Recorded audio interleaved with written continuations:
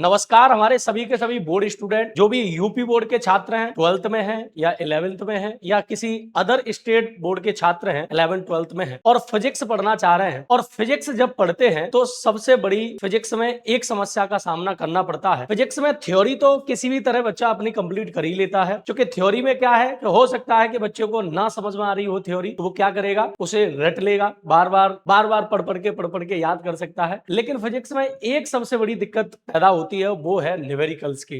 Numericals आप रट के तैयार नहीं कर सकते। जब तक न्यूमेरिकल्स आपको अच्छी तरीके से समझ में नहीं आएंगे तब तक आप फिजिक्स के न्यूमेरिकल सॉल्व नहीं कर सकते।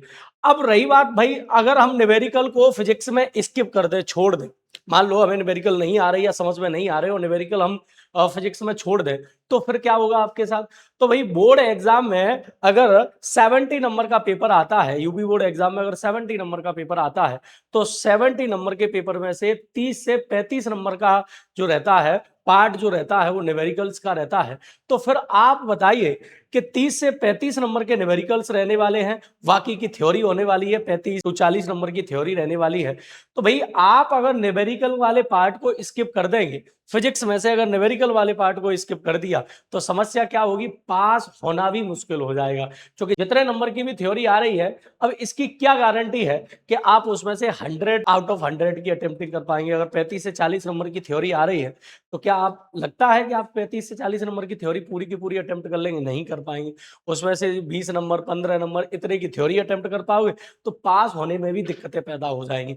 तो अब आपके मन में ये विचार आ रहा होगा कि साहब न्यूमेरिकल तो हमारी भी समस्या हो रही है, न्यूमेरिकल तो हम भी दिक्कत कर रहे हैं, बहुत सारे बच्चे न्यूमेरिकल का कुछ पार्ट सीख रहे हैं लेकिन अभी भी सरवाइव करना कर रहे हैं। तो आपके लिए एक ऐसी क्लास है, लेके आ रहे हैं हम आपके लिए फिजिक्स में, और स्पेशली न्यूमेरिकल्स की थ्योरी की तो हमारी क्लासें हैं ही, रेगुलर क्लासें होने वाली है, लेकिन स्पेशली हमारा न्यूमेरिकल्स पर टारगेट होने वाला है। न्यूमेरिकल्स पर टारगेट इस वजह से होने वाला है क्योंकि वो बहुत बड़ी एक समस्या बनी हुई है स्टूडेंट की, कि वहां पर कुछ बच्चे थोड़ा सा मेहनत करते हैं, 50 से 60% सर्वाइव कर रहे हैं, फिर भी 100% उसमें अटेम्प्टिंग नहीं कर पा रहे। कुछ तो बिल्कुल न्यूमेरिकल के नाम से ही उस क्वेश्चनों को छोड़ना चालू कर देते हैं। जब क्लास में या जहां भी कोचिंग पढ़ते हैं वहां न्यूमेरिकल चलते हैं तो वहां बोरियत जैसी क्लासें महसूस करते हैं। तो अब आपको टेंशन लेने की आवश्यकता नहीं है, आपके न्यूमेरिकल भी इंटरेस्ट के साथ आपको सिखाए जाएंगे और इंटरेस्ट के साथ आपको बताए जाएंगे। तो वैसे तो हमारी यूट्यूब पर लगातार क्लासें चल रही हैं जहां हम चैप्टर की थ्योरी और चैप्टर के न्यूमेरिकल, चैप्टर के बहुविकल्पी प्रश्न, चैप्टर के एक एक नंबर के क्वेश्चन पूर्ण रूप से चैप्टर को कंप्लीट करके और चैप्टर वाइज चैप्टर क्लास है वहां पर प्रोवाइड करा रहे हैं। आप हमारे चैनल पर विजिट कर सकते हैं और वहां पर लगातार चैप्टर वाइज चैप्टर क्लासें चल रही हैं। जब तक आपके फरवरी में पेपर आएंगे तब तक आपका फिजिक्स में पूरा का पूरा कोर्स हर तरीके से खत्म करा के दे दिया जाएगा। अब बात करते हैं कि अगर हम फिजिक्स में न्यूमेरिकल डिस्कस कर रहे हैं, न्यूमेरिकल सॉल्व करना चाहते हैं, तो हर बच्चे के मन में यह आता है कि साहब कौन सी बुक से हम न्यूमेरिकल सॉल्व करें। ठीक है, न्यूमेरिकल्स में क्या टिप्स होनी चाहिए, क्या तरीके होने चाहिए जिससे कि न्यूमेरिकल गलत कम हो और बहुत अच्छी तरीके से हमें समझ में आए। तो आज की क्लास हम इसीलिए आपको लिए लेके आए हैं कि how to solve numerical, numericals को कैसे सॉल्व किया जाए। ठीक है, क्या हमारी अप्रोच होनी चाहिए न्यूमेरिकल्स के लिए, फॉर्मूला कैसे, यूनिट डायमेंशन किस तरीके से लगेगा, कॉमन मिस्टेक क्या रहती है, ये सब कुछ हम न्यूमेरिकल पर डिस्कशन करने वाले हैं। और उसके साथ साथ आपको ये भी बताएंगे कि UP board, specially UP board में हम किस किताब को फॉलो करें, जैसे बोर्ड एग्जाम में जितने भी न्यूमेरिकल आते हैं वो बहुत आसानी से और बहुत तरीके से हम अटेम्प्ट कर पाए और बहुत सरलता से हम अटेम्प्ट कर पाए, हमें कोई दिक्कत महसूस ना हो। तो चलिए आज की क्लास में हम यही डिस्कशन करने वाले हैं। तो सबसे पहले हम बुक की बात कर लेते हैं कि बुक हमारे पास कौन सी होनी चाहिए। तो मैंने दो बुक को यहाँ पर सेलेक्ट किया है। ठीक है, एक चित्रा प्रकाशन की एक्टिव की निपेंद्र भटनागर राइटर की एक बुक है, और एक आप फॉलो कर सकते हैं कुमार मित्तल वाली बुक को। लगभग मुझे लगता है 90% यूपी बोर्ड में अगर स्टूडेंट है तो इन्हीं दो किताबों से न्यूमेरिकल अटेम्प्ट या थ्योरी पढ़ता है। ठीक है, उसमें से अगर न्यूमेरिकल्स के लिए मैं बेस्ट बुक मानूं, न्यूमेरिकल के लिए बेस्ट बुक है, तो वो न्यूमेरिकल के लिए बेस्ट बुक मेरे नजर में निपेंद्र भटनागर की बुक है। क्यों है न्यूमेरिकल के लिए बेस्ट, इसका मैं कारण भी देता हूँ। निपेंद्र भटनागर की जो बुक है इसमें न्यूमेरिकल पैटर्न के हिसाब से दिए गए हैं। जैसे कि मान लो आपने पहला चैप्टर पढ़ा और पहले चैप्टर में हमने आवेश का फॉर्मूला पढ़ा, Q बराबर N। तो पहले टाइप है, उसमें टाइप वाइज न्यूमेरिकल दे रखे हैं कि जो फर्स्ट टाइप है उसमें Q बराबर N पर आधारित जितने न्यूमेरिकल होंगे, जैसे कि पहले टाइप में 1 से लेकर 7 तक के जो न्यूमेरिकल है वो उसमें सम में Q बराबर Ni। किसी भी वस्तु पर आवेश की गणना करने के लिए उस पर कितने इलेक्ट्रॉन निकाले हैं, कितने इलेक्ट्रॉन डाले हैं, ये पता होना चाहिए। इलेक्ट्रॉन का आवेश हमें पता है। तो बेटा 1 से लेके 7 तक के न्यूमेरिकल डिस्कस। अब इसका फायदा क्या होता है? तो नए बच्चे के लिए फायदा क्या होता है, या जो बच्चा सीख रहा होता है उसके लिए क्या फायदा होता है? तो उसके लिए फायदा ये होता है कि वो क्या करता है बच्चा, यहाँ से वहां से, जैसे मान लो टीचर ने 1 या 2 न्यूमेरिकल करा दिए और उसे पैटर्न समझ में आ गया, कॉन्सेप्ट समझ में आ गया कि इसमें ये है, तो बाकी के 5 से जो 4 से 5 न्यूमेरिकल बचे हुए हैं वो खुद से सॉल्व कर लेगा, खुद से सॉल्व कर लेगा। ठीक है, ये यहाँ पर फायदा है। इसी तरीके से टाइप 2 आएगा। ठीक है, और टाइप 2 में जैसे कि दो आवेशों के बीच में लगने वाले बल के दो आवेशों के बीच में लगने वाले बल के लिए फॉर्मूला बताया था कूलाम ने, 1/4πε0 के Q1 Q2 बट्टे में आर स्क्वायर। तो भाई दूसरे टाइम में केवल इस फॉर्मूले पर आधारित सबके सब न्यूमेरिकल होंगे। अब यहाँ लाभ क्या हो जाता है बच्चे के लिए, सरलता क्या हो जाती है बच्चे के लिए, समझने में एक सरलता ये हो जाती है कि उसमें से 1-2 न्यूमेरिकल अगर टीचर करा दे तो उसे पैटर्न तो पता ही है कि इसी पर आधारित न्यूमेरिकल होंगे, तो बाकी के न्यूमेरिकल वो खुद कर सकता है। तो यहाँ ये जो बुक है वो एक अच्छी बुक इसी वजह से मानी जाती है क्योंकि यहाँ पैटर्न के हिसाब से न्यूमेरिकल्स दे रखे हैं।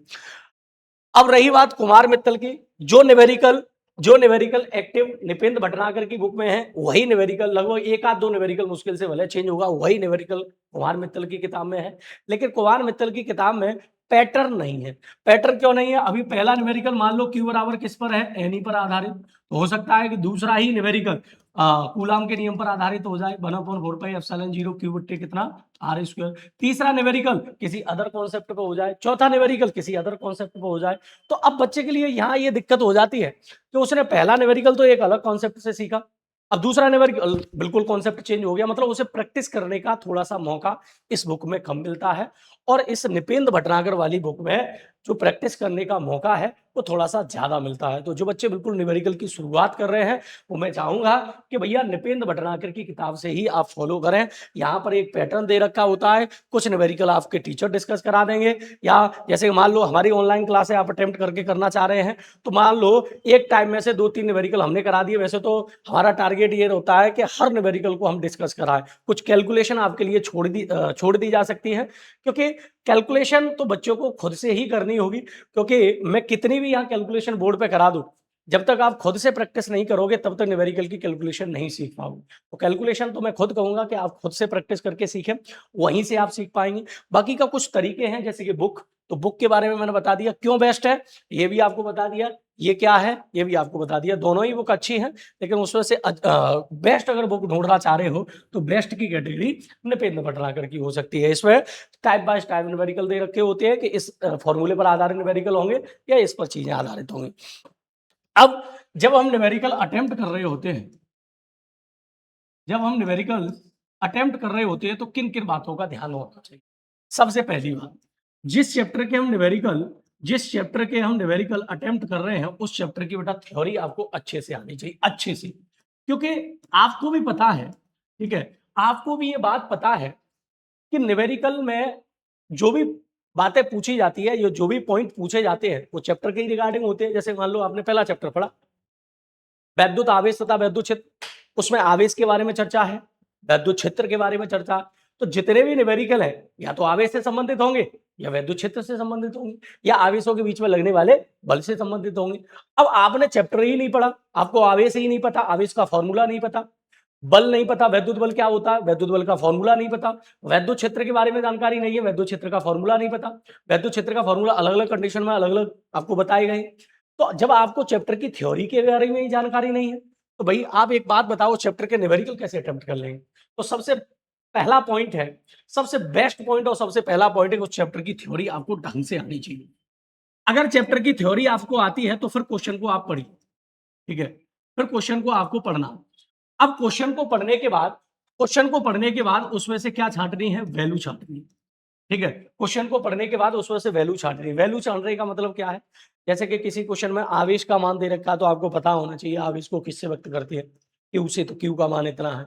वैद्युत क्षेत्र का मान दे रखा है तो वैद्युत क्षेत्र का पता होना चाहिए, वैद्युत क्षेत्र को किससे व्यक्त करते हैं, ई से व्यक्त करते हैं तो ई का मान इतना है, ठीक है। तो इसका मतलब क्वेश्चन पढ़ने के बाद वैल्यू छांटो। और एक और बात मैं आपको बता दूं कि क्वेश्चन पढ़ने के बाद अगर आप एक काम और कर लो, कि क्वेश्चन पढ़ने के बाद आप उस क्वेश्चन के आधार पर एक चित्र बना पाओ। अगर क्वेश्चन के आधार पर अगर ये आप चित्र बना पाओ तो सबसे बेस्ट पार्ट होगा न्यूमेरिकल का, सबसे टॉप और सबसे बेस्ट। न्यूमेरिकल कभी गलत ही नहीं होगा। क्वेश्चन पढ़ के, क्वेश्चन को ढंग से पढ़ के चित्र बनाओ और चित्र के आधार पर उसमें वैल्यू छाटो कि किस किस की वैल्यू क्या क्या दे रखी है। ठीक, दूसरा पॉइंट। तीसरा पॉइंट ये है कि जो भी वैल्यू दे रखी है उसके आधार पर क्या पूछा है, उसके आधार पर आप एक फॉर्मूला डिसाइड करो कि कौन सा फॉर्मूला इसमें लागू होगा। अब वो चैप्टर की थ्योरी आपको बताइए, ये चैप्टर की थ्योरी आपने पढ़ रखी है, आवेश के बारे में जानकारी पूछी, आवेश का फॉर्मूला लगाओ। वैद्युत बल के बारे में जानकारी पूछी, वैद्युत बल का फॉर्मूला लगाओ। तो फॉर्मूला हमें एक ऐसा ढूंढना पड़ेगा जो इन्फॉर्मेशन दे रखी है, जो वैल्यू दे रखी है और क्या पूछा, उसके आधार पर हमें एक फॉर्मूला ढूंढ के यहाँ पर लगाना होगा। चौथी बात कि भैया आप एक अच्छी तरीके से कैलकुलेशन करो, कैलकुलेशन को अच्छी तरीके से करो। ठीक है, कैलकुलेशन में वही गुणा है, भाग है। ठीक है, बस यहां गुणा और भाग ही है, लेकिन गुणा और भाग में दिक्कत कहां पैदा होती है, तो दिक्कत पैदा होती है घातों में, और दूसरी दिक्कत पैदा होती है दशमलव में।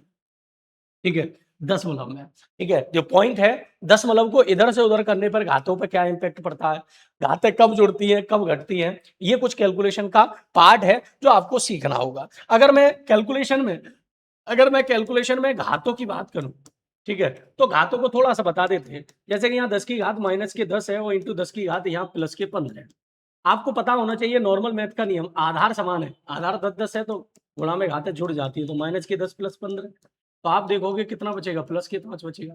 तो अगर आपको ऐसा इंटरफेस दिख रहा है कि 10 की घातें हैं तो आधार समान है, तो गुणा में घातें क्या हो जाती है, जुड़ जाती है। अगर मान लो यही घातें जो है वो भाग में होती, ऐसे होती 10 की घात माइनस 10 बट्टे 10 की घात 15, तो फिर क्या करते, नीचे घात प्लस की, ऊपर जाके माइनस की, 10 की घात माइनस के 15। अब आधार समान है, गुणा में घातें जुड़ जाएंगी, तो माइनस 10 और माइनस 15, तो बेटा जोड़ के बताओ माइनस का कितना हो गया, 25।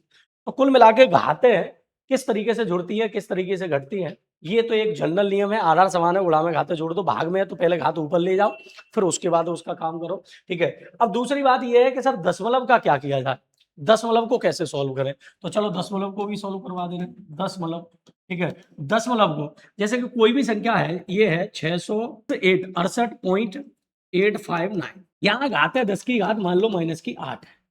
अब देखो एक नॉर्मल कॉन्सेप्ट समझ लो, अगर दशमलव को हम LHS साइड ले जाते हैं, ये LHS साइड और ये वाला RHS साइड,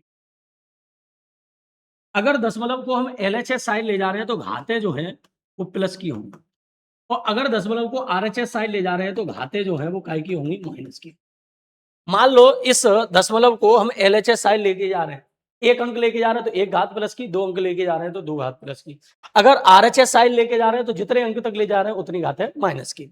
अगर इसी को मैं लिखना चाहूं 6.8, पॉइंट को इधर लेके आना चाह रहा हूँ LHS साइड, 8 और 5 और 9, तो बेटा एक घात प्लस की हो जाएगी, और यहाँ 10 की घात माइनस के कितना है, 8 है, तो 10 की घात माइनस के 8 है, तो 6.8859। अब देखो यहाँ तो वो नॉर्मल नियम, आधार समान है तो गुणा में घातें जुड़ जाएंगी, तो प्लस 1 में माइनस 8 जोड़ोगे तो माइनस का कितना बचेगा, 7 बचेगा।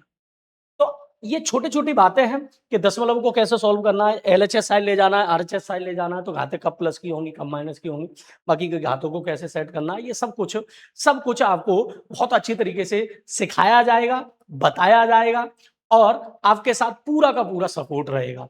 तो अगर आपको वास्तव में न्यूमेरिकल हमारे साथ सीखने हैं, बहुत सरलता से ये न्यूमेरिकल सीखने हैं, ठीक है, और लगातार आपको पूरी फिजिक्स के न्यूमेरिकल सीखने हैं, हम एक चैप्टर का आपसे वादा नहीं कर रहे, एक न्यूमेरिकल का आपसे वादा नहीं कर रहे, हम पूरी फिजिक्स का आपसे वादा कर रहे हैं कि पूरी फिजिक्स के न्यूमेरिकल अगर हमारे साथ आपको सीखने हैं तो बिल्कुल आप चैनल को ज्वाइन कर लीजिए, और बिल्कुल यूट्यूब पर हमारी बिल्कुल फ्री क्लासें आने वाली हैं, बिना डिस्टर्ब के क्लासें आने वाली है, डेली एक क्लास अपलोड होती है।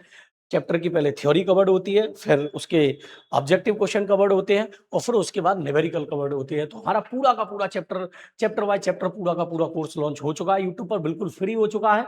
आपको बस एक रेगुलर टाइम देना है और कुछ नहीं करना, सब कुछ आपके लिए बिल्कुल फ्री है, आपको केवल टाइम निकालना है, और जो भी आपके डाउट बने वो डाउट डाउट सॉल्व करने के लिए आप हमसे कैसे जुड़ सकते हैं, तो हमारे टेलीग्राम चैनल से जुड़ सकते हैं।